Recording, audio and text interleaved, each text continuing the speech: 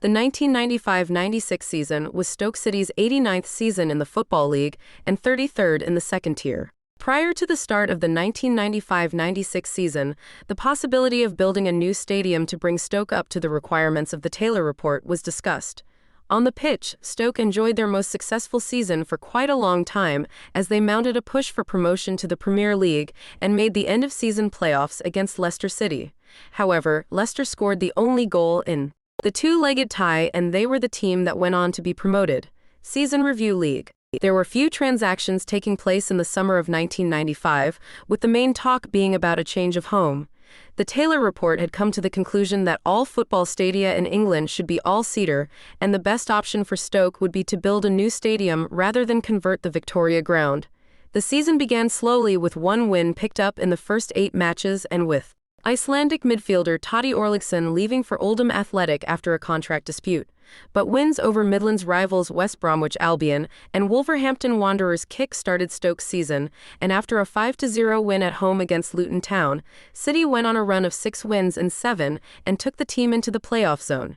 In November, Stoke completed a masterstroke signing swapping Keith Scott T for Mike Sharon at Norwich City.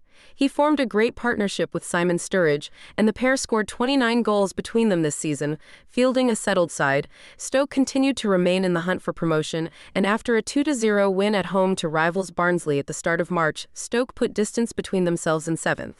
But on transfer deadline day, Paul Pescisolido was controversially sold back to Birmingham City, with Makari claiming not to have been aware of any deal.